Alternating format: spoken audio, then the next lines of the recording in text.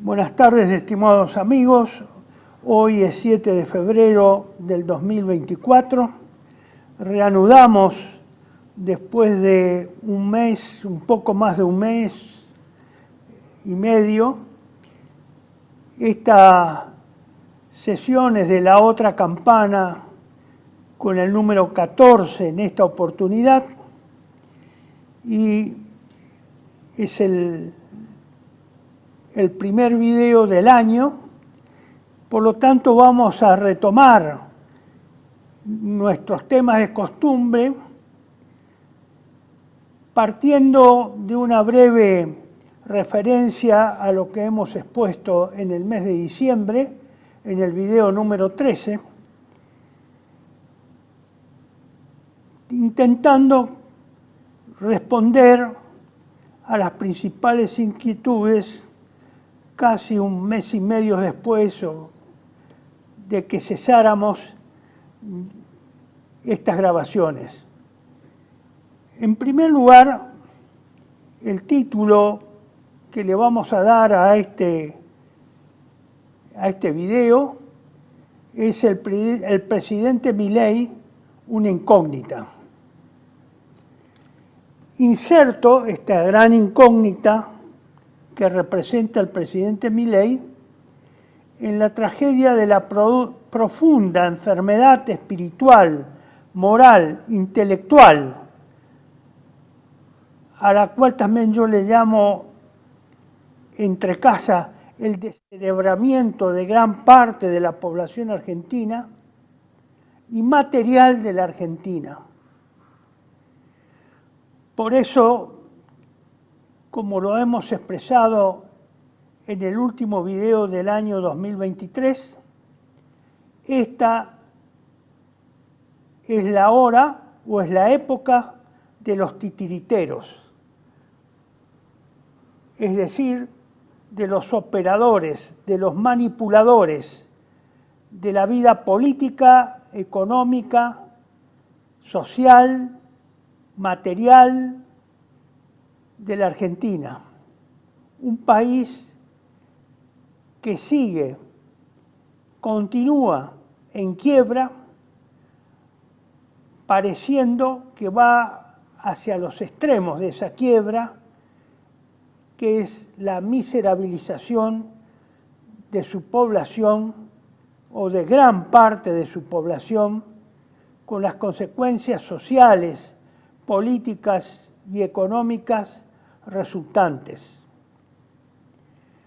No es un tema fácil de desarrollar, porque reconoce varias causas,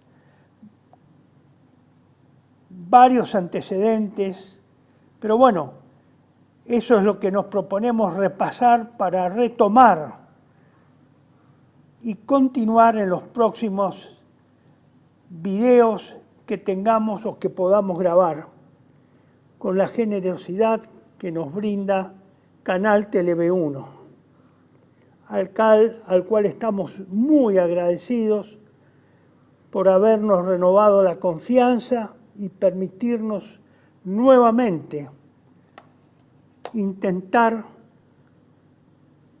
estas sesiones de esclarecimiento, si es posible, durante un año. Pero no se olviden que para que esto sea posible es necesaria la ayuda y colaboración de todos los que nos están viendo y, si es posible, recurrir a personas que no nos vean, que no sean nuestros clientes o auditorio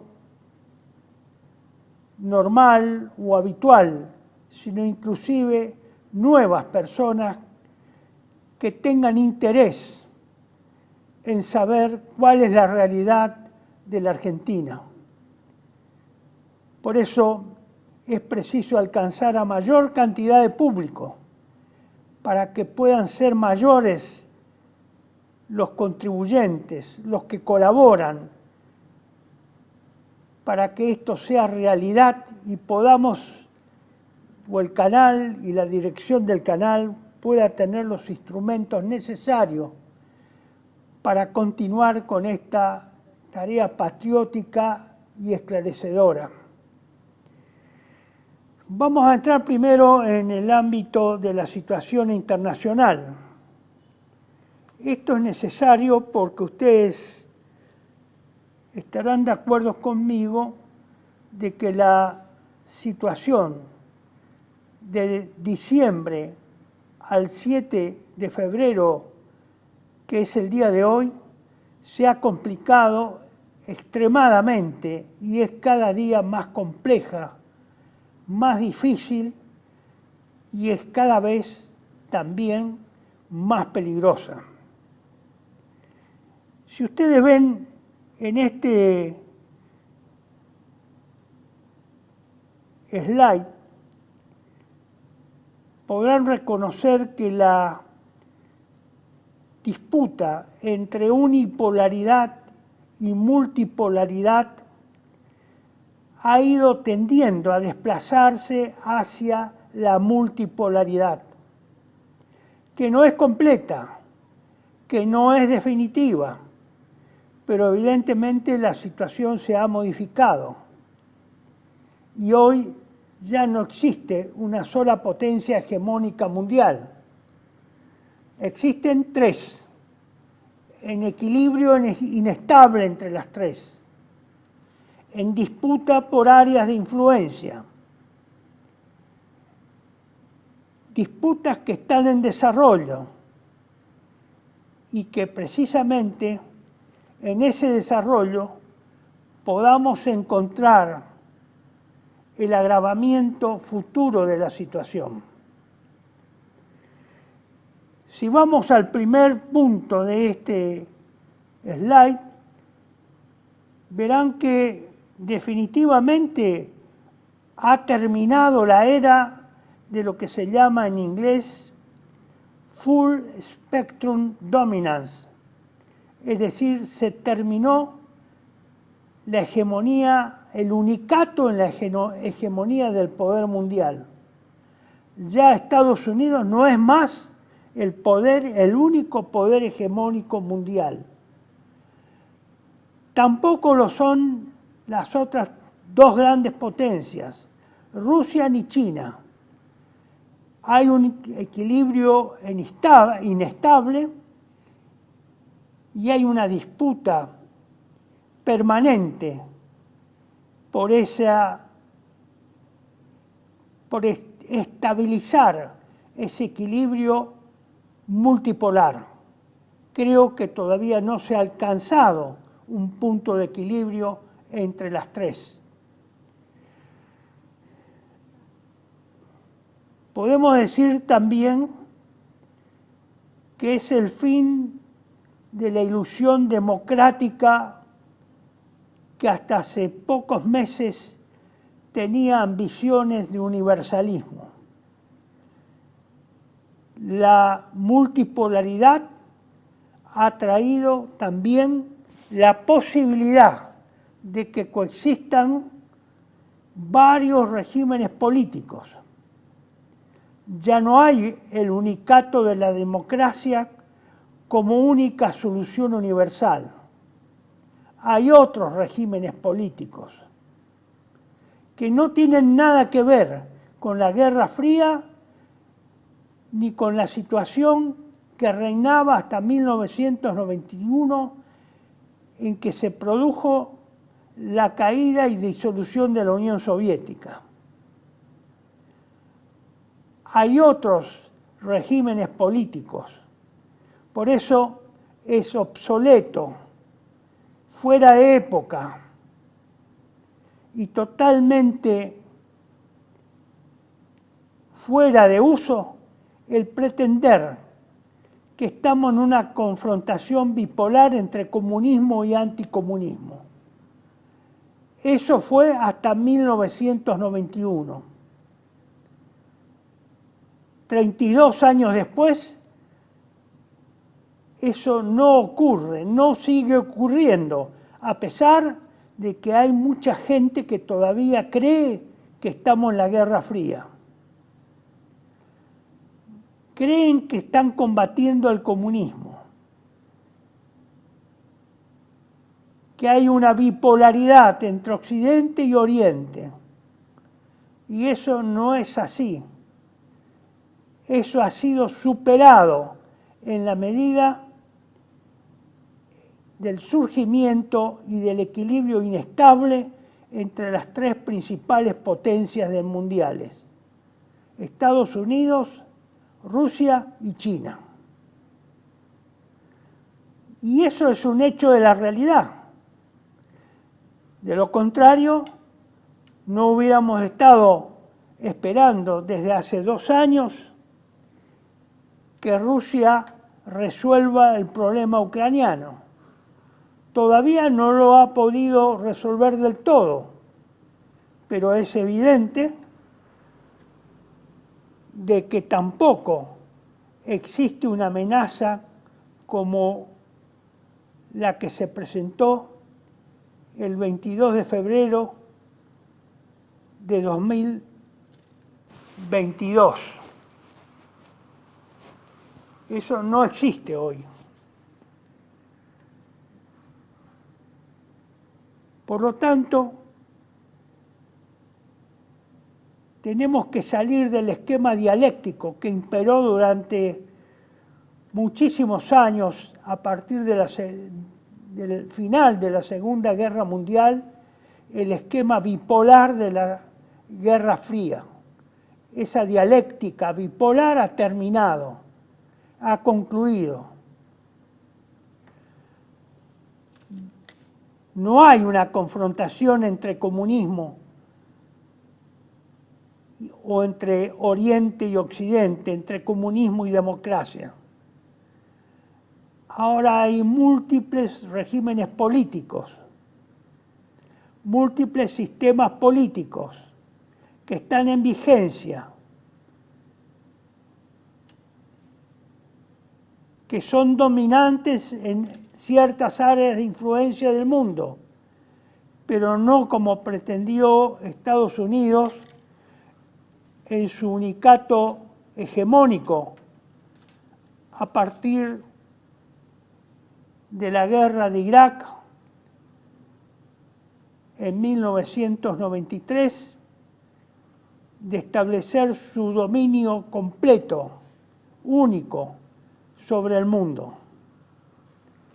Eso también ha pasado de moda y debería pasar de moda, porque si no se va a vivir, va a continuar como algunos sectores, y particularmente en la Argentina, creen estar viviendo en una guerra fría. Lo cual no excluye de que se comience una nueva guerra fría, pero será una guerra fría de otras características, distintas a las que hemos pasado a partir de 1945 hasta la fecha. También podríamos decir que ese proyecto de dominación mundial sionista o del imperio judío también ha tenido o ha dejado de constituir un dato de la realidad, un único dato de la realidad.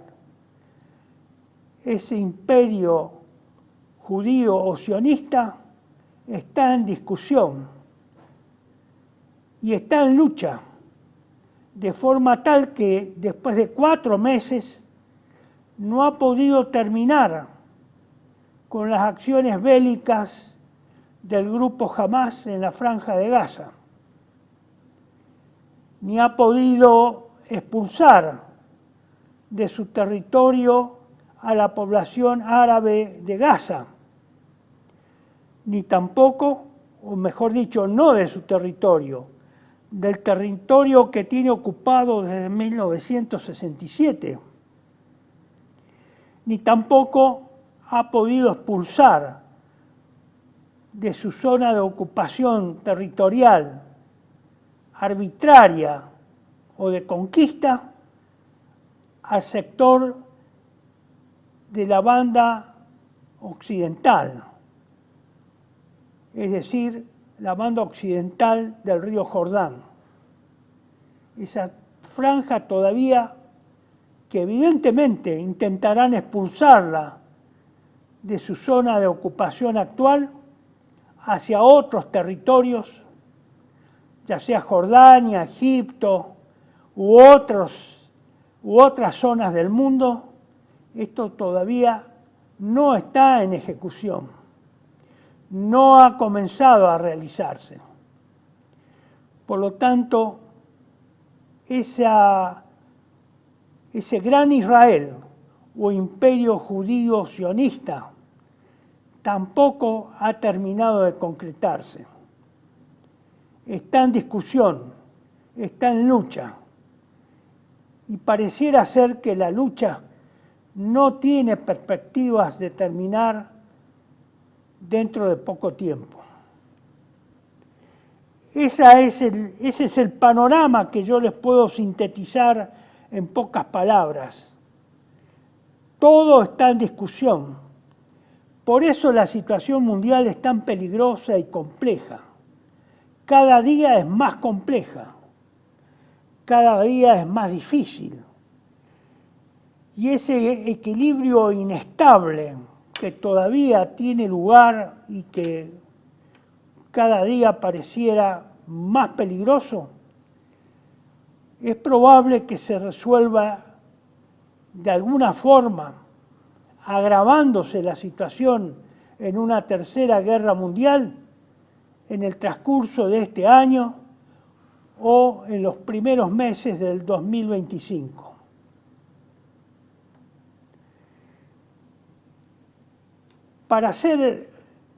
No quisiera extenderme sobre este tema, es demasiado complejo, difícil de explicar y muy inestable como para dar un veredicto definitivo. Lo dejamos abierto y lo tendremos presente en cada una de las presentaciones que hagamos en el futuro.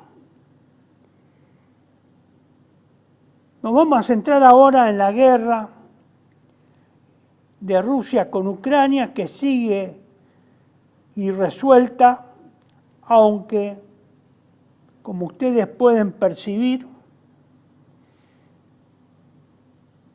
la guerra sigue en desarrollo. La progresión rusa de ocupación de la zona del Donbass al sur del río Dnieper, eso también es lento. Estamos en la estación invernal para esa parte del mundo y en apretada síntesis se puede decir que la situación de Ucrania es mucho más difícil, más complicada que en el mes de diciembre, y que evidentemente Ucrania está al borde de la rendición. Por eso es probable que las acciones ucranianas en las próximas semanas o meses sean cada vez más arriesgadas y más agresivas hacia Rusia, pudiendo producir intervenciones puntuales cada vez más profundos en el interior de Rusia y pudiendo alcanzar blancos en el interior de Rusia que eran impensables hace pocos meses. Por eso muchos podrían sorprenderse o estar sorprendidos por la lentitud de Rusia en su progresión ofensiva. Evidentemente, también está siendo derrotada la NATO, porque si hay un socio inseparable de Ucrania, es la NATO. Y la NATO significa no solo Europa, sino también Estados Unidos, que ha reducido su participación financiera y en materiales de guerra a Ucrania en estos últimos 3 meses. La NATO ha reducido significativamente el apoyo material y financiero a Ucrania. Por eso tal vez se explica el debilitamiento de la resistencia ucraniana y zonas que estaban en diciembre recién en progresión de avance, como en Avdiivka, al norte de la línea de contacto entre Ucrania y Rusia, hoy está a punto de ser derrotada en ese sector. Pero hay que reconocer que el avance ruso es lento y hay muchos interrogantes a qué se debe la lentitud de Rusia pese a su superioridad cualitativa, abrumadora y cuantitativa en efectivos y en material de guerra. En este mes y medio en que ha transcurrido, es muy importante la superioridad que ha adquirido Rusia sobre Ucrania. Es muy significativa. Y por ello se observa que por parte de la NATO u Occidente ha habido una subestimación de Rusia en su apreciación geopolítica y estratégica por parte de Occidente.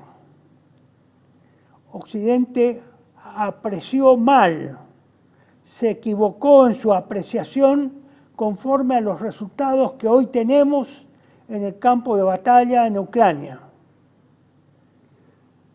No apreció acertadamente las capacidades de Rusia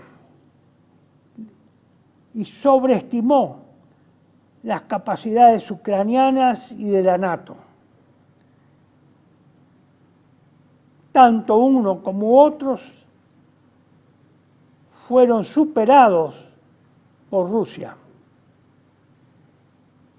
Aunque hoy es cierto que Rusia está frente a una intervención directa de la NATO en territorio ucraniano a través de una intervención o una fuerza expedicionaria promovida por Inglaterra con otros países europeos que probablemente podrán incidir en el teatro de operaciones ruso-ucraniano a partir de mayo, junio de este año.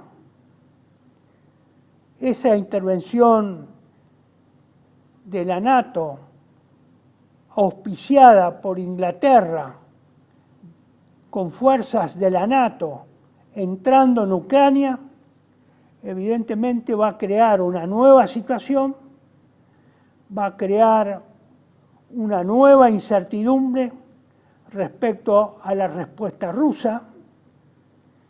Y bueno, no sabemos cómo Rusia va a reaccionar ante ese desafío que le crea nuevamente la NATO y si realmente ese desafío es de una importancia tan vital, tan significativo, que pueda implicar el uso por parte de Rusia de armas nucleares en el teatro europeo, y si efectivamente Rusia va a autolimitarse solamente a responder ese nuevo impulso que pretende darle Inglaterra dentro de Ucrania, o si lo va a extender a los países que forman parte de esa, o que han constituido o van a constituir esa fuerza expedicionaria en el teatro ucraniano. Es difícil de determinar en este momento cuál va a ser el alcance de la reacción rusa y qué límites se va a autoimponer. Pero es altamente probable que Rusia pueda utilizar en su respuesta y en su reacción frente a esta fuerza expedicionaria de la NATO con armas nucleares tácticas. Vamos al tercer punto que nos interesa en esta situación internacional, que es la guerra entre Hamás e Israel. Está claramente, después de 4 meses, hoy justamente se cumplen 4 meses de la agresión de Hamás a Israel, que a pesar de su amplia superioridad militar, económica, financiera y política de Israel, no ha podido vencer a Hamás en la Franja de Gaza. Eso equivale en términos de prestigio a una imposibilidad de Israel de terminar con un enemigo inferior, que presumiblemente Israel lo iba a terminar en pocas semanas, como siempre estuvo acostumbrado a hacerlo en las guerras previas contra los árabes hasta la fecha.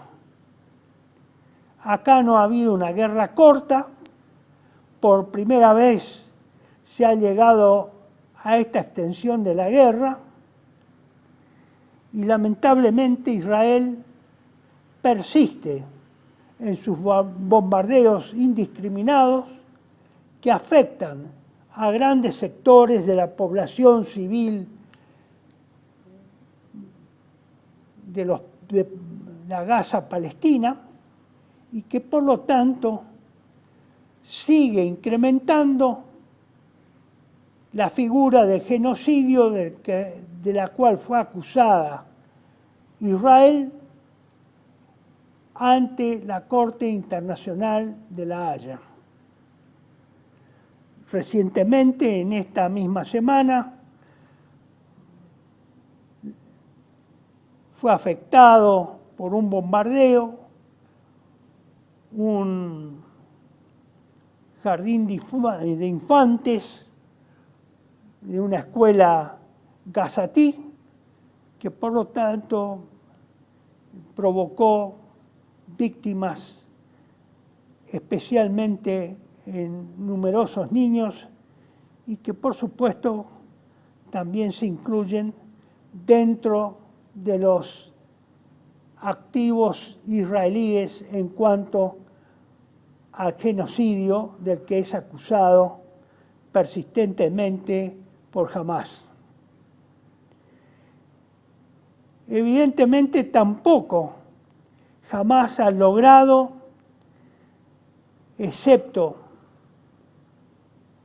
en el Mar Rojo, sumar otros aliados a su coalición inicial y de que ya se prefiguraba en diciembre cuando tratamos este tema por última vez. En efecto, la guerra se ha ampliado, pero se ha ampliado limitadamente, no con grandes actores. Por eso, más allá del cerco que de hecho existe, el cerco islámico que existe sobre Israel, que es también un cerco geopolítico, pero ese cerco geopolítico o confesional no ha podido extenderse ni ha resultado, digamos, definitorio con nuevas intervenciones. Cortamos acá, en un minuto volvemos para continuar en la ampliación del conflicto, que es una ampliación geográfica y obviamente de mayor compromiso de la NATO, tanto de los países europeos como de Estados Unidos en el Mar Rojo y en el Golfo de Adén. Un minuto más y ya volvemos. Bienvenidos a CEPA, Centro de Estudios del Pensamiento Americano. Nuevo sitio web de cursos de formación en política, filosofía, historia, literatura, geopolítica, religión, psicología y más. Cursos de formación que reflejan el verdadero pensamiento americano. Lo invitamos a elegir el curso de su agrado ingresando en www.cepa.la.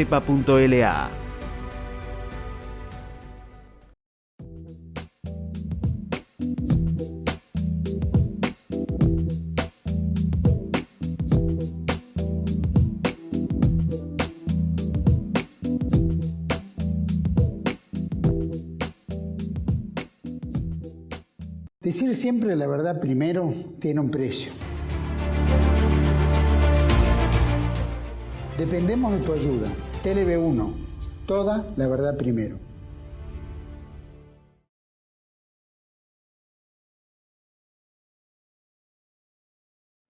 Bueno, estimados amigos, continuamos ahora entonces con la ampliación del conflicto en la guerra Israel-Hamás.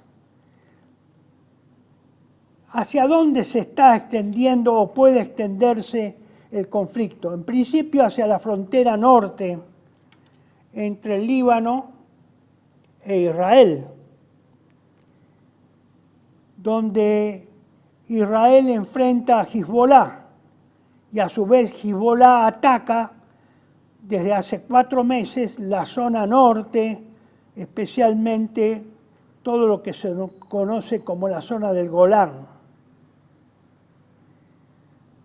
La otra zona donde se ha intensificado el conflicto es al sur del Mar Rojo, en el estrecho Bab el-Mandeb. Es el conflicto secundario o el frente secundario con Yemen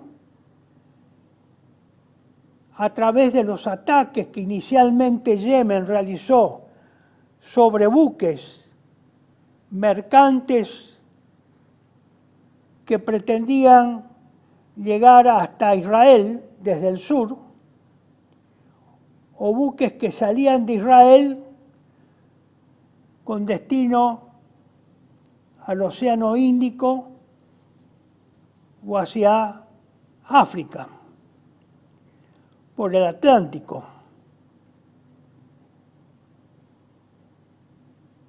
La zona en el estrecho se ha intensificado por la intervención de los bombardeos que realizan Estados Unidos e Inglaterra a las fuerzas de Yemen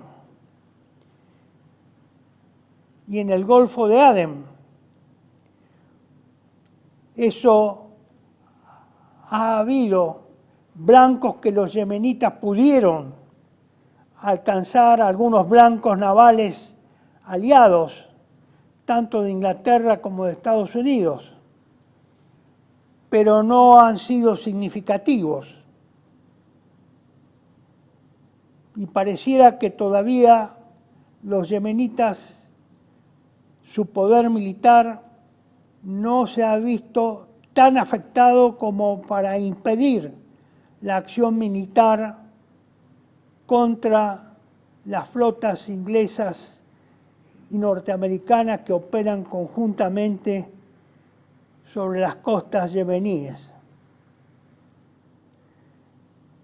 En el Golfo Pérsico existe la factibilidad y la posible intervención en el estrecho de Hormuz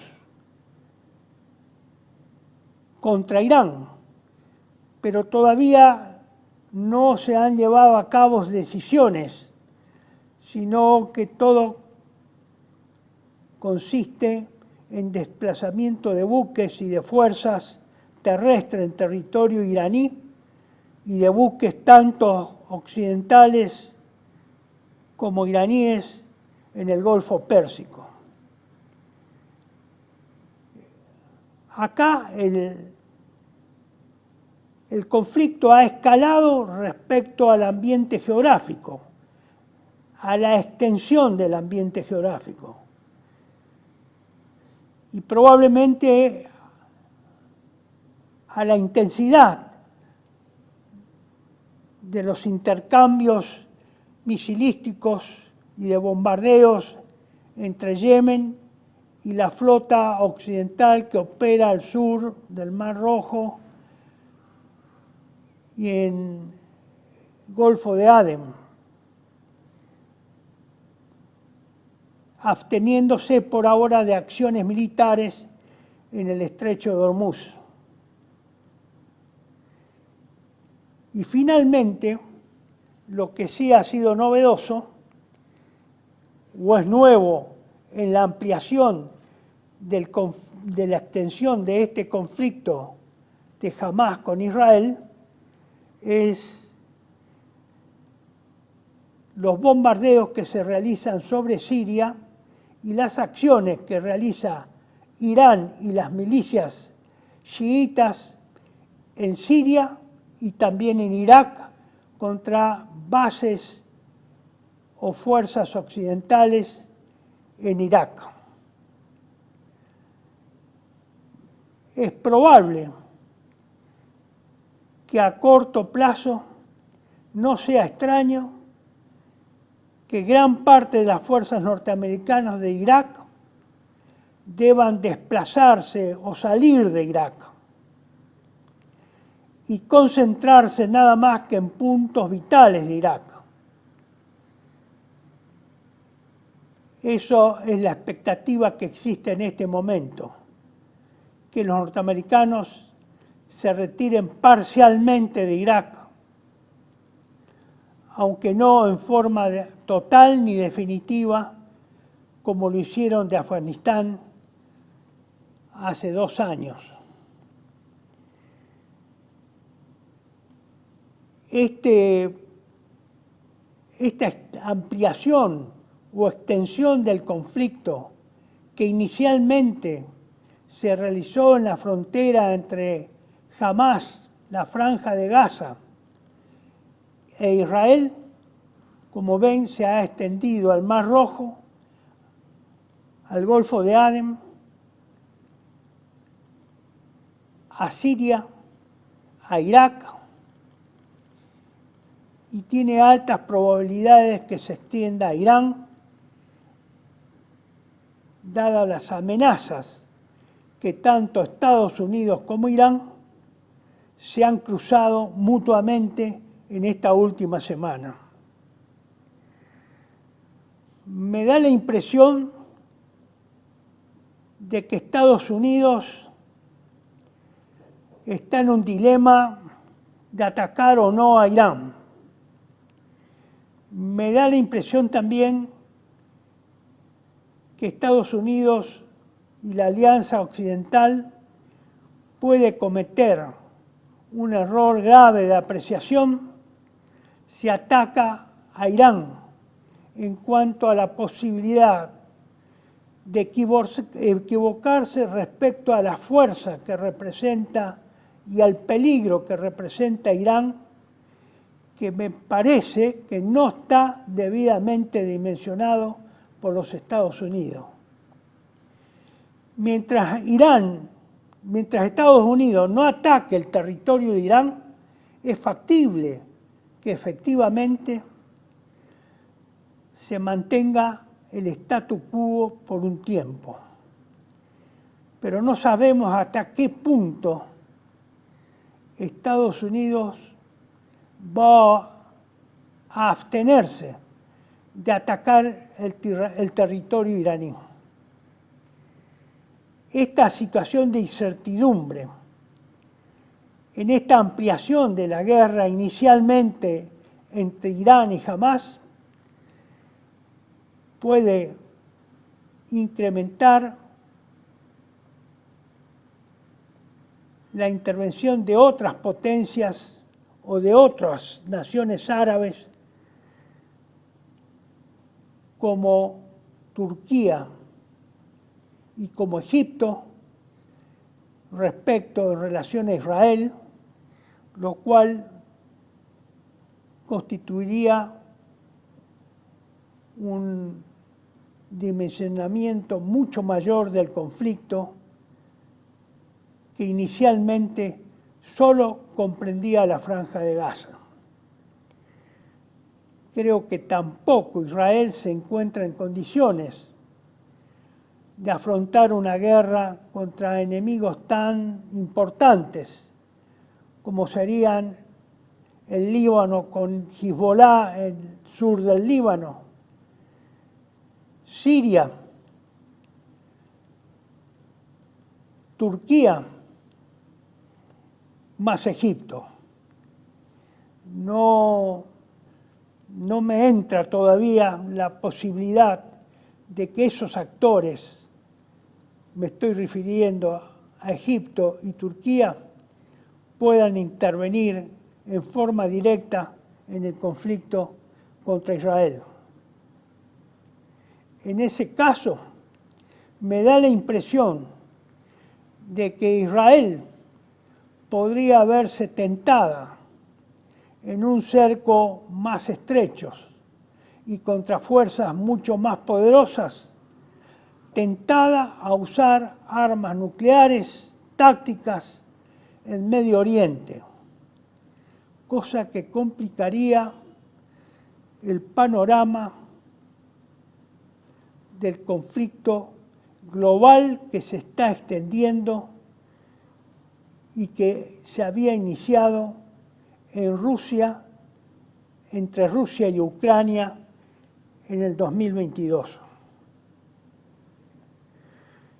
Bueno, este es el panorama sintético que se puede enunciar y que es grave, y es muy grave en la medida en que esto se pueda transformar en una guerra generalizada mucho más amplia y con participación o uso de armas nucleares tácticas, tanto por parte de Rusia, si la NATO, con su fuerza expedicionaria británica y de otros países europeos, pretende entrar en Ucrania, o de Israel, ante la eventualidad también de que intervengan Egipto, Turquía y Hezbollah, el sur del Líbano, usando o utilizando armas nucleares tácticas contra fuerzas netamente superiores a la que puede enfrentar con armas convencionales. No se olviden que Israel tiene autonomía de utilizar armas nucleares tácticas o estratégicas frente a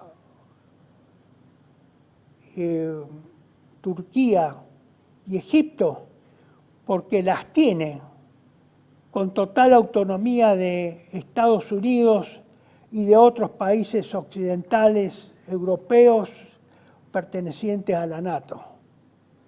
Nunca Israel fue limitada en la expansión de su poder nuclear por Occidente. Nunca.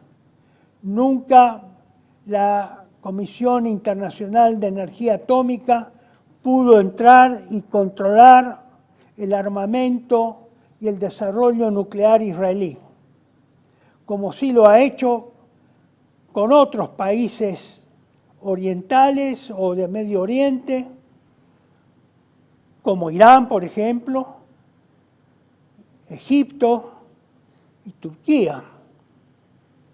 Por lo tanto, acá finalmente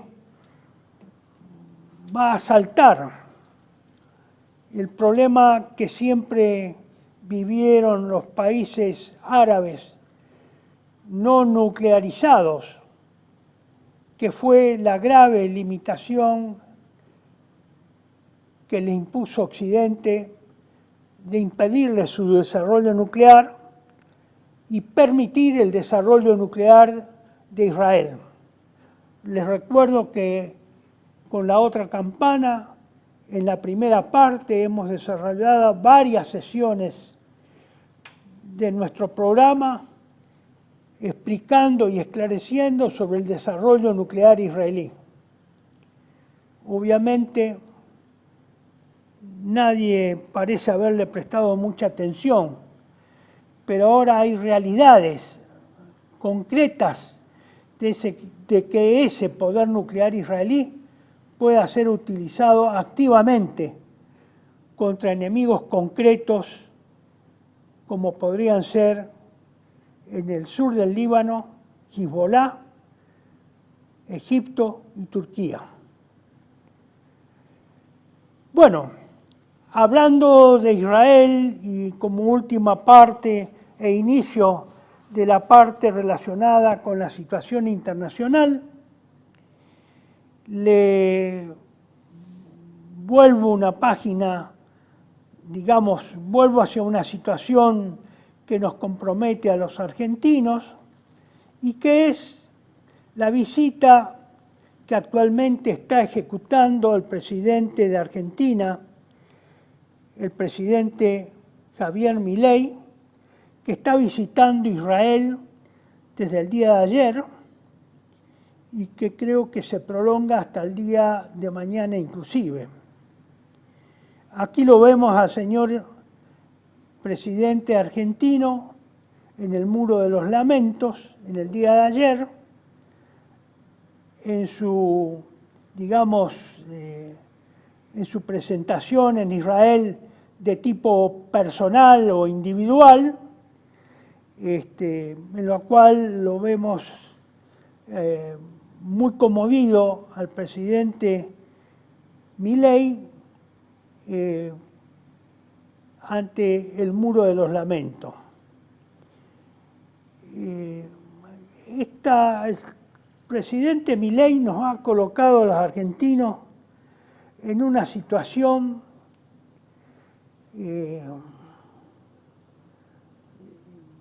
comprometida a la Argentina como nación.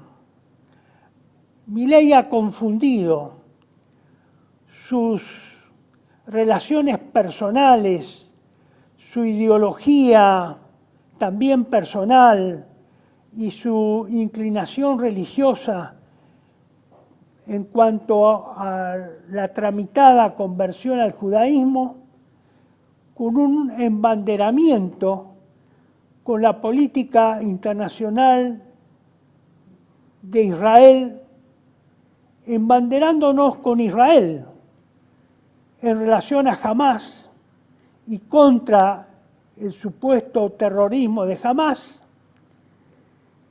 tomando parte activa y de parte de Israel en este conflicto, cuando la Argentina nunca tuvo intervención en este conflicto árabe-israelí, y mucho menos particularizado contra una organización árabe palestina como es Hamás, declarando a esta como una organización terrorista. Nunca lo hicimos. Argentina nunca se involucró y evitó involucrarse, a pesar de las actitudes que tuvo el presidente Menem en su época y que, a pesar de que no se han esclarecido los atentados de la Embajada de Israel en Argentina, ni contra la AMIA, también en Argentina, en la cual podrían haber intervenido terroristas árabes, ya sean de Siria o de Hamás o de Hezbollah, como se pretendió, que nada fue comprobado, nada fue investigado, han pasado los años y nada ha quedado claro, pero de todas formas se evitó entrar en un conflicto supuesto contra terroristas árabes, ya sea Hezbollah, Hamás o algún otro, la yihad islámica, etcétera, etcétera. Pero el señor Milei, a pocos días y ya habiéndose hecho cargo de la presidencia de la Nación Argentina, tomó parte, transfiriendo sus inclinaciones y preferencias ideológicas personales a la política exterior argentina, cuando la Argentina nunca ha tenido intervención en este conflicto árabe-israelí. Esto constituye un grave problema para la Argentina. Evidentemente ayer ha salido un supuesto comunicado de Hamás indicando y condenando la toma de partido por parte de la Argentina en favor del Estado de Israel, lo cual nos complica y nos compromete internacionalmente. Considero que esto es un desatino por parte del presidente de Israel, del presidente Milei, de meternos en una situación que nos compromete y que nos involucra en un conflicto en el cual no tenemos arte ni parte. Y que al contrario, habiendo sufrido 2 atentados de dudoso origen, nos vuelve a meter en un problema que la Argentina por ahora había eludido. Pero evidentemente hay sectores, tanto en el área o en los actores, entre los actores internacionales, como actores en Argentina, que pretenden forzar nuestra participación en un conflicto que, como ya expresé, no tenemos arte, ni parte, ni intereses. Ningún interés argentino se está jugando en el Medio Oriente. Lamentablemente, pareciera ser que los que piensan de esta forma en la Argentina no tienen influencia y se ha decidido unilateral y personalmente por parte del presidente Milei hacernos intervenir en dicho conflicto. Lamentable la falta de equilibrio de un presidente de la nación y de comprometer eventualmente y seriamente a la nación argentina en un conflicto al cual estuvimos ajenos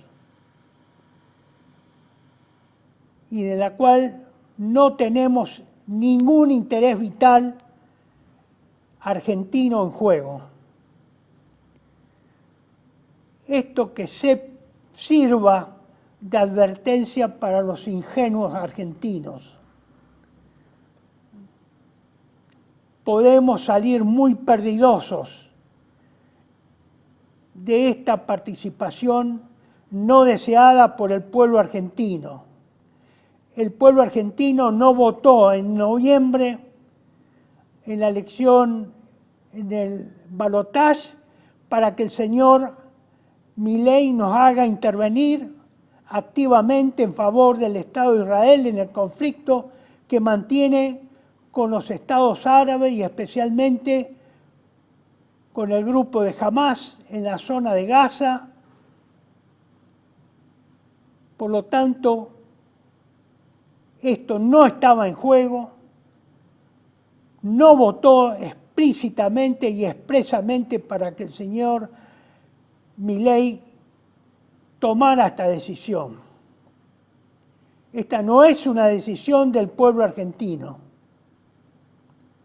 y no puede ser nunca, porque vuelvo a repetir, salvo que haya razones inconfesables o secretas que no pueden existir porque nadie en Argentina públicamente ha declarado que la Argentina tiene intereses vitales en juego en Medio Oriente, que justifiquen la intervención de nuestro país en un conflicto tan meneado desde hace 70 años, 80 años, en que comenzó la ocupación israelí de la Palestina. Ese no es nuestra guerra, no es nuestro conflicto, nada tenemos que ver en Palestina, nada tenemos que hacer en Palestina.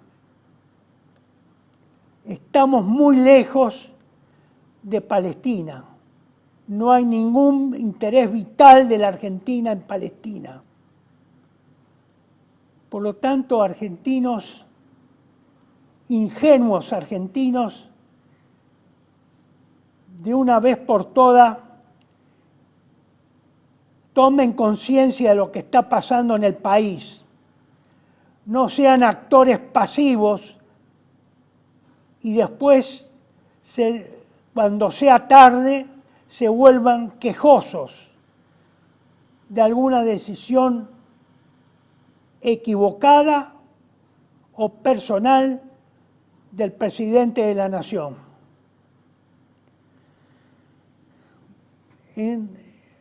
Respecto a esto, quiero hacer hincapié en uno de los temas que toqué en la última sesión que tuvimos y que se refiere al fin de los tiempos y que lo vimos muy rápidamente y que ustedes lo pueden ver nuevamente en este slide número 6. Estimado director, si nos pasa esa placa, efectivamente, ese punto de esta situación general, que no encaja en la situación internacional, ni tampoco encaja específicamente en la situación nacional, se refiere al fin de los tiempos o los tiempos finales. Porque esta implicación de la Argentina, esta intervención argentina en la guerra de Hamás e Israel nos compromete seriamente y por eso tenemos que hacer mención a esta cuestión de los tiempos finales o el fin de los tiempos, que no significa el fin del mundo o el fin de la historia. El fin de los tiempos o los tiempos finales está comprendido en el discurso escatológico de nuestro Señor Jesucristo, que se encuentra y que ustedes lo pueden encontrar en los evangelios del Nuevo Testamento.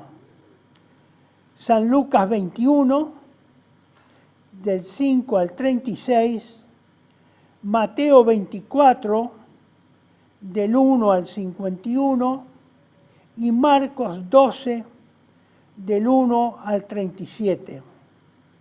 No los voy a desarrollar, se los marco, porque todos debemos tener algún Nuevo Testamento en nuestras casas, porque este era un país católico. Y todavía deben quedar algunos Nuevos Testamentos en algunas casas de los argentinos. Esto está desarrollado en estos evangelios. Para alguien que quiere tener una explicación un poco más detallada, yo les recomiendo que tomen esta dirección de internet, donde aquí desarrollamos, o se desarrolla,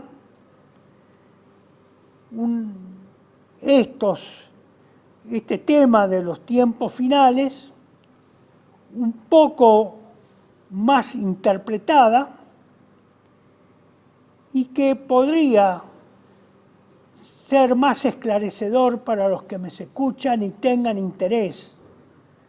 Porque todo esto que estamos viendo de los tiempos finales está, y que hemos visto indirectamente a través de la situación internacional y de la situación, como la vamos a ver, nacional o mencionar, eso es conveniente que lo explayen.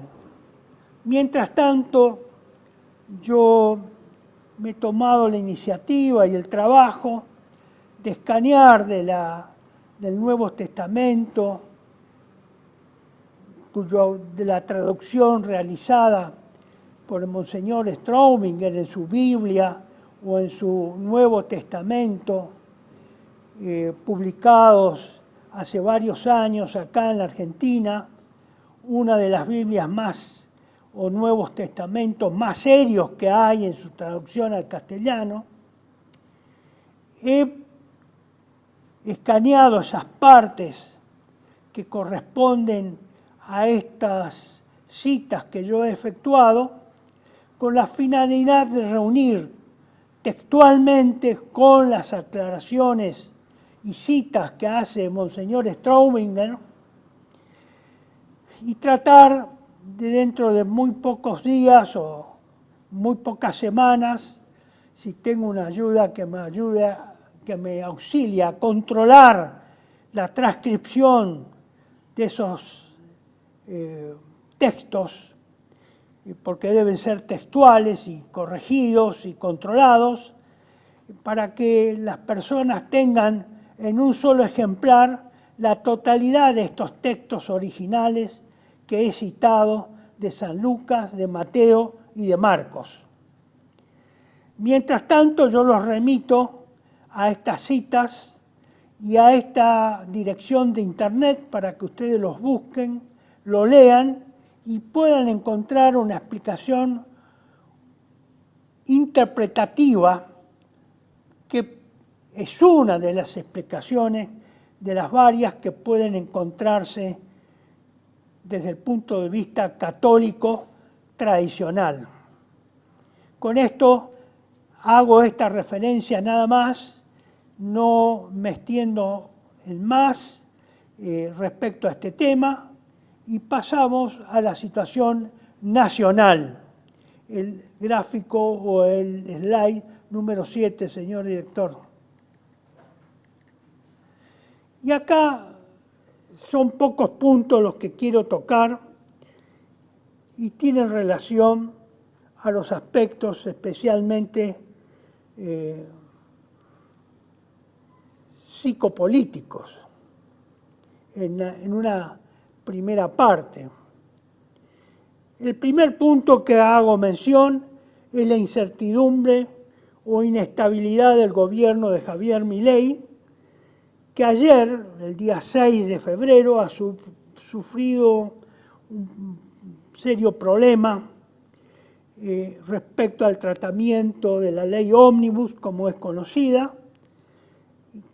Al retirarse el texto de la ley que estaba en tratamiento y debía ser votada, en particular en la Cámara de Diputados, que fue retirada a comisión, vuelta a comisión, y que indica que el gobierno de Milei en estos 45 días o casi 60 días que está por cumplir de su posesión, de su asunción, evidencia una cierta inestabilidad, no solo desde el inicio, donde evidentemente quedó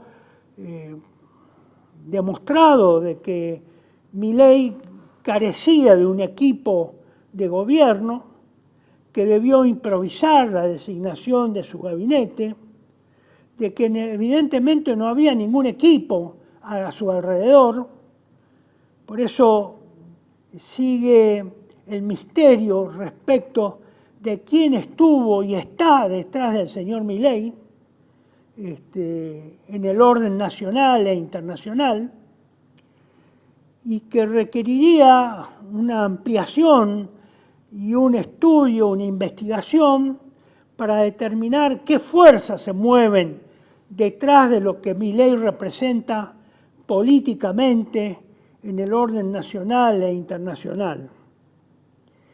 Y digo inestabilidad e incertidumbre respecto al gobierno del señor Milei, porque evidentemente adolece de estas, digamos, dudas que generan sus actitudes y sus decisiones de gobierno. Y eso está relacionado también con el punto 2, la inestabilidad emocional del presidente, de la personalidad del presidente Milei. Pareciera ser, con los hechos relacionados en el día de ayer en el Muro de los Lamentos, más otras expresiones que ha tenido o actitudes que ha tenido en el transcurso de la campaña electoral y a partir de su asunción al cargo de presidente a partir del 10 de diciembre, demostrar cierta inestabilidad en su personalidad o una inestabilidad emocional en sus actitudes que, digamos, llama la atención porque en 79 años de vida, y vamos a ponerle 60 años de vida racional, de uso de razón, yo no había tenido noticias de actitudes de este tipo en las actitudes presidenciales, de lo que me tocó vivir desde niño hasta con uso de razón hasta el momento actual, excepto algún momento o alguna actitud, algún periodo durante el gobierno de Isabel Martínez de Perón, que se habló de algún tipo de inestabilidad emocional o psiquiátrica o psicológica de la señora de Perón en el ejercicio de la presidencia, que incluso se tuvo que tomar una licencia o un descanso donde fue reemplazada por el doctor Luder en su momento. Esto creo que tendría que ser de preocupación para todos los poderes en la Argentina, ser de atención por lo menos, respecto a la inestabilidad de la personalidad, de una eventual inestabilidad de la personalidad del señor Milei y de los recaudos que habría que tomar en el caso de que se vuelvan a repetir hechos de este tipo. Y esto viene a cuento también a causa de que en estos días, o desde el 10 de diciembre particularmente, se ha advertido, por lo menos yo he advertido, que el país ha agravado ha profundizado su división en la grieta, en la famosa grieta que fue mencionada por primera vez, como ya lo he mencionado otras veces, por el señor Lanata, que fue el autor o el autor, el que tiene derecho de autor sobre esta situación social y psicosocial de la sociedad argentina, de una división profunda que la divide. Yo creo que es importante también poner atención por parte de todos los sectores del poder nacional o de los poderes nacionales, tanto legislativo como judicial como presidencial, determinar bien este factor que condiciona la convivencia de los argentinos, porque la situación en Argentina puede agravarse a raíz de las medidas económicas adoptadas en estos últimos 60 días, lo cual sería, digamos, un factor determinante en el agravamiento de la situación.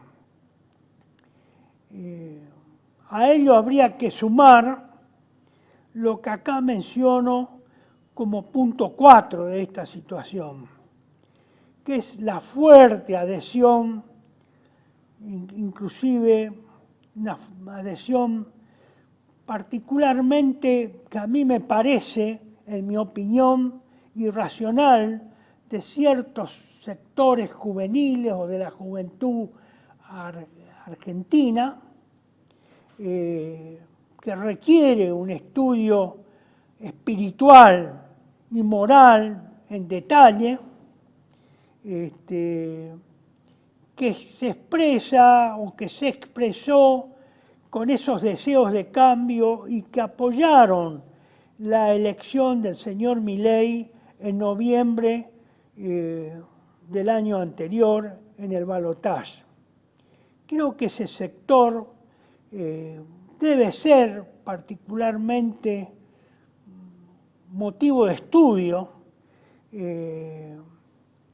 para que no se caiga en errores que ya hemos caído en otras circunstancias que llevaron a situaciones extremas, anárquicas, desbordadas, como fue la del año 1976, con el desborde de las organizaciones subversivas que provocaron y causaron la intervención militar o justificaron la intervención militar del año 1976, tan denostadas por los sectores de izquierda y el progresismo local e internacional. Esto creo que debería revisarse hasta científicamente, a ver qué es lo que está pasando en la sociedad argentina y si es que nuevamente, a raíz de esta profundización de la grieta y el desborde de un sector que podría no solo ser juvenil, pero que mayoritariamente pareciera ser el sector duro que apoya al señor Milei, que ese endurecimiento no se desborde como hubo el desborde de la subversión en el año 1976 y que nos llevó a una triste, desagradable y maldita situación que fue la intervención militar que provocó una triste situación entre los argentinos, una triste y dolorosa, muy dolorosa situación en los argentinos y en la cual particularmente yo me he expresado a través de Patria Argentina y en otras presentaciones Estoy convencido de que esto en ese momento fue provocado, fue usado dialécticamente en forma internacional por poderes internacionales, por servicios de inteligencia internacionales que provocaron esta intervención militar y que sirvieron para justificar la intervención militar y finalmente llegar a una situación de combate y de represión de los elementos subversivos que atentaron y debilitaron al Estado Nacional. Esto es muy delicado expresarlo ahora y en estas circunstancias, como ya lo he dicho. ¿Por qué? Por las causas que expreso en el punto 5. Hay un desgaste total del sistema político imperante en la Argentina. Total, ya no es una parcial o de una parte. Todo el sistema político argentino está erosionado y explotado.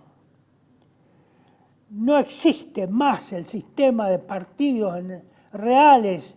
Eso es una ficción en la Argentina. Lo que hay es un rejuntado de coaliciones distintas, un rejuntado de restos de partidos políticos, de divisiones, de fragmentaciones de partidos políticos que hoy no tienen existencia ni vigencia real. No existe ningún partido político real hoy en la Argentina. Todo es una ficción. Todo es una ficción en un sistema que no funciona, que no existe políticamente, que no existe realmente y que el sistema de poder real y de factores de poder real se empeñan en continuar que siga viviendo en la ficción, en una ficción jurídica como es la que existe en la Argentina. Los políticos y los partidos políticos no existen, han muerto, han dejado de existir. Eso lo he expresado en Patria Argentina. Bueno, no, yo soy insignificante respecto a otros que son mucho más importantes y que expresan tener mucho más poder. Sin embargo, parece ser que no se dan cuenta que esa ficción finalmente va a terminar llevándose por delante la nación argentina misma. Van a explotar a la Argentina. Es como nos decía y nos anticipaba probablemente la ministra actual de Seguridad, la señora Patricia Bullrich, que explote todo. Eso no puede ser, ya lo he tratado, ya lo he dicho, eso es una aberración. Que el desprestigio de los poderes judiciales y legislativos. Por eso todo está, discúlpenme el término, pero creo que hoy es lo más exacto que puede ser dicho en forma graficada. Hoy los poderes del Estado existen como ficción, existen pegados con moco, como se dice, y es muy usado usarlo esto entre los cordobeses, o al menos yo lo he escuchado mucho estos últimos años como una expresión propiamente y más usual por los cordobeses. Los poderes del Estado están fijados con moco, ¿no? Tampoco existen. Esto está en un equilibrio, todo está en un equilibrio inestable, en una gran incertidumbre. Todo está así, señores. Hay que darse cuenta que esto está al borde del abismo. La Argentina está al borde del abismo. Estamos al borde del abismo. todo está al borde del abismo. Yo no sé, no puedo ser un iluminado que sea el único que ve esto al borde del abismo. Se tienen que dar ustedes perfectamente cuenta de que realmente estamos al borde del abismo. Las medidas que se han tomado en el orden económico y que tienen por objeto principal solucionar y por lo menos parcialmente solucionar por un tiempo es el problema del endeudamiento argentino. Pero nadie nombra eso, nadie menciona eso. No existe para el Poder Judicial ni existe para el Poder Legislativo la cultura de la deuda y el endeudamiento argentino. No existe. En la realidad no existe. Nadie lo menciona. Y sin embargo, toda la Argentina está prácticamente metida en ese endeudamiento. Toda está metida en ese endeudamiento y para el pago de la deuda externa, que es el principal compromiso que tiene la Argentina, desconocido para el mundo interno, para el mundo total de la Argentina, el mundo real de los 45 millones de argentinos.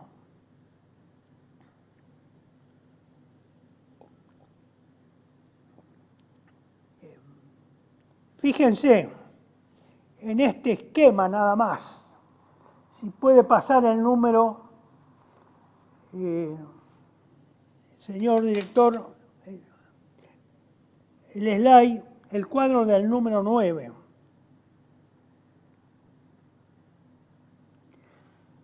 Fíjense, este es el stock de creación de pesos para remunerar pasivos del Banco Central de la República Argentina, contra el cual despotricaba y amenazaba disolver el Banco Central, el actual presidente de la Nación, el señor Milei.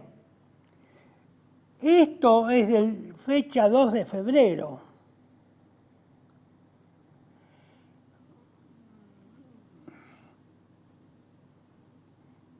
Este es un stock real de los pasivos del Banco Central de la República Argentina. Es la creación de pesos argentinos para remunerar pasivos del Banco Central de nuestro país. Es lo que se proponía disolver el señor Milei. Y el costo de la remuneración anual de esos pasivos, el costo,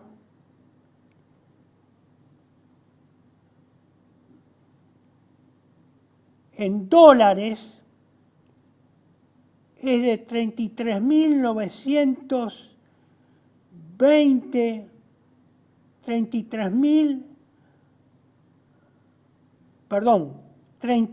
billones de pesos. 33 billones de pesos. Por eso, investíguenlo ustedes. Si esto es real o no real. Pero todo el sistema económico ha sido degradado a fin de que se haga un ajuste que permita pagar y disolver esta emisión de pasivos a través de la LELIQ y otros pasivos que emite el Banco Central, en la cual se pagan intereses diarios estimados de 29.730 millones de pesos. Realmente son cantidades astronómicas y esto no se ha resuelto. No se ha resuelto nada. Todos los días hay una emisión Se crea dinero de la nada a través de la emisión, pero no crean que imprimen, estos billetes no se imprimen.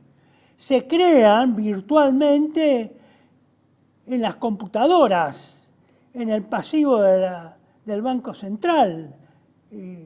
Pasa a ser moneda crédito a través de anotaciones contables en el pasivo del Banco Central. No es que se emiten como billete, no, tienen existencia real y pasan a ser pasivos del Banco Central. Bueno, señores, por eso se hace este ajuste. Pero el ajuste, como ustedes lo van a ver, genera más deuda. Está generando más deuda, porque se toma más deuda para pagar más deuda. Es sin fin, porque es el interés compuesto. Y nadie explica acá al pueblo qué es el interés compuesto. Bueno, estimados amigos, esto es largo de demostrar. Yo incansablemente, a través de estos 20 años, he tratado de llegar a algún sector, especialmente católico, de que se enterara de qué es el interés compuesto y cómo se crea el sistema de la deuda y de la usura, y cómo se creó esa enorme deuda externa, y cómo se creó esta deuda interna con pesos, emitiendo pesos. Bueno, se nota que nadie pone atención. Miren, les muestro otro trabajo que he hecho y que sería bueno que alguno tomara nota para que entendiera que acá hay una cultura en la Argentina de creación de endeudamiento, la cultura del endeudamiento o de la toma de deuda externa. Fíjense, el slide número 10, señores. Esta es la trampa de la deuda que todos vivimos desde hace años. Bueno, esto es un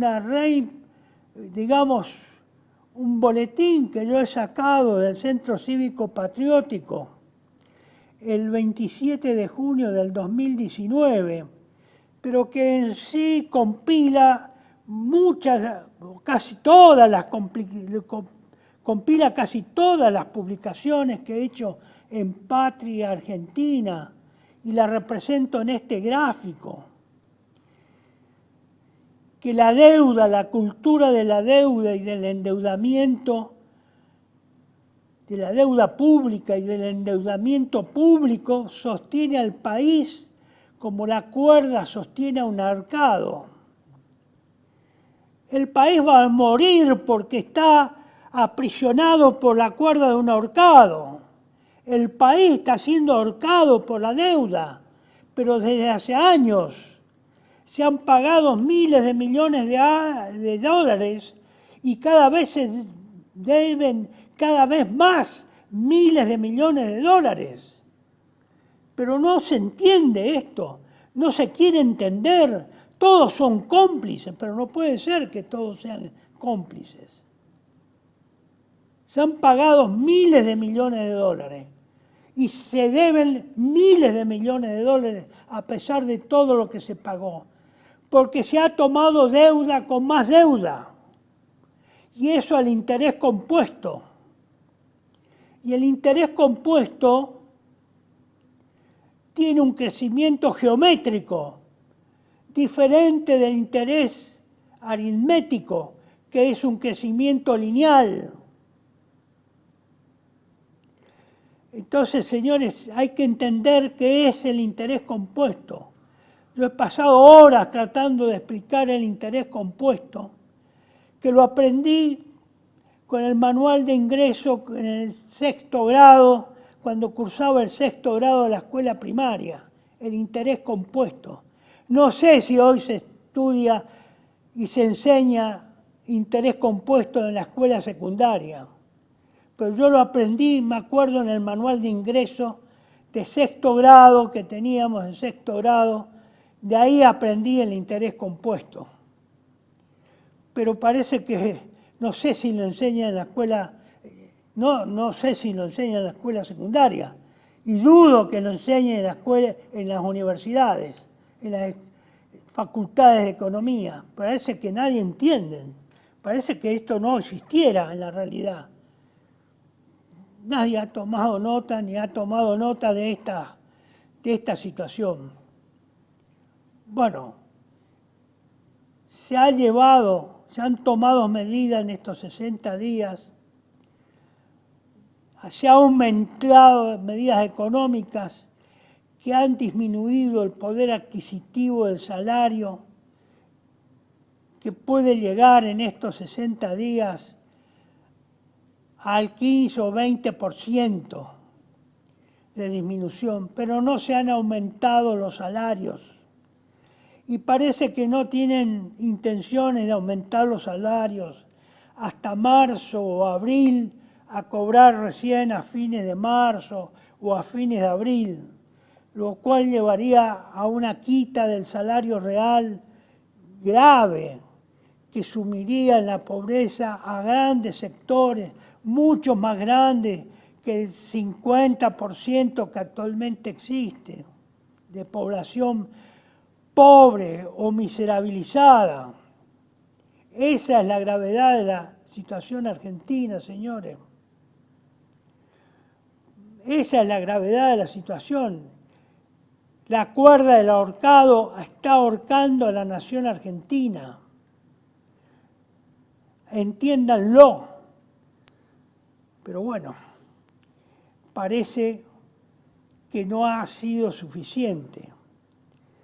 Por eso yo hablaba, si usted coloca el número 13, señor director, hablaba, es que la señora Bullrich, en noviembre decía esto, la volví a repetir en diciembre, propiciaba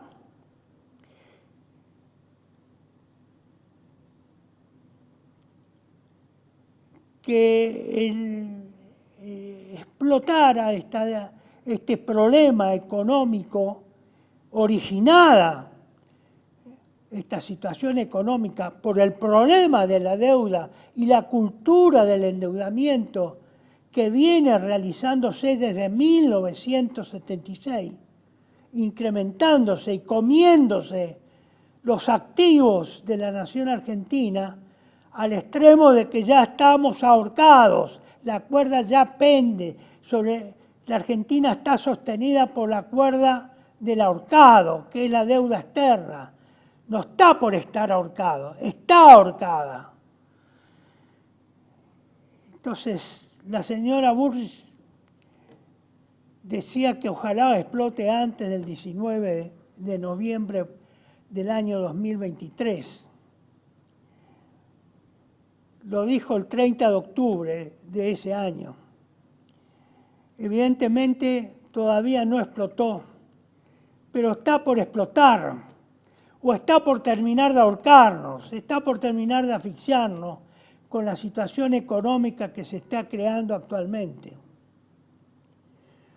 Les traje malas noticias, sí, son malas noticias, pésimas, pero es la realidad. Por lo menos tomen nota de que esta es la realidad. Espero que sea la última vez que pueda dirigirme en estos términos a ustedes, porque no puede ser que nadie se dé cuenta.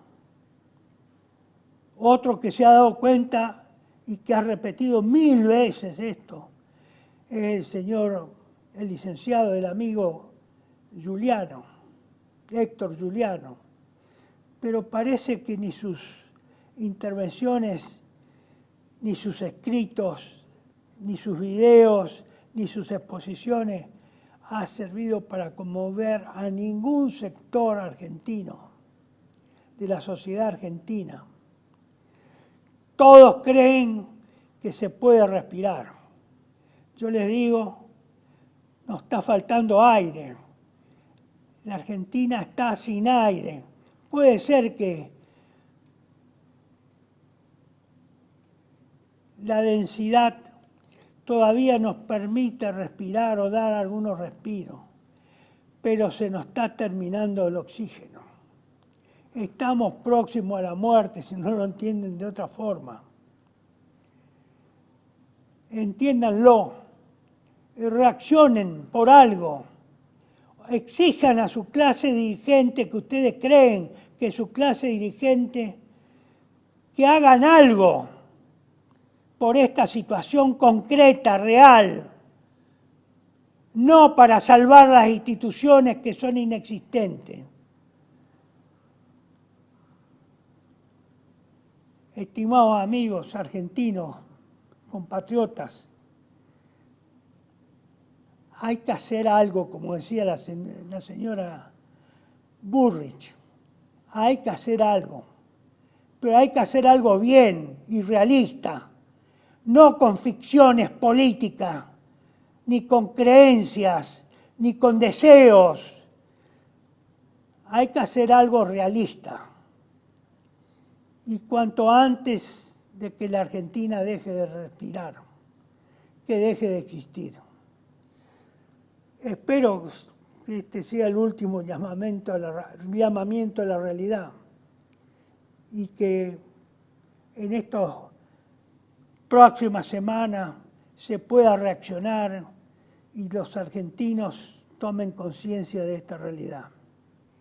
Muchísimas gracias. Discúlpenme el tono que tuve que dar a esta exposición, pero tanto lo internacional como lo nacional conspiran contra nuestra existencia como nación libre, soberana e independiente, tal cual se afirmó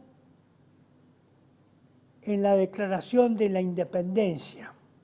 Este es un mandato de la Declaración de la Independencia Argentina, que está antes que la Constitución, que está antes de las leyes argentinas, que está antes de las ficciones y de los poderes constituidos. La Declaración de la Independencia es un mandato de la independencia y de su declaración.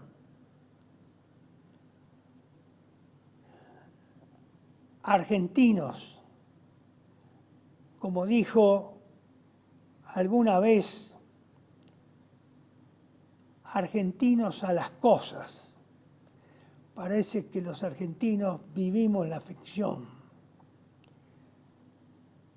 Argentinos a las cosas, antes de morirnos. Gracias.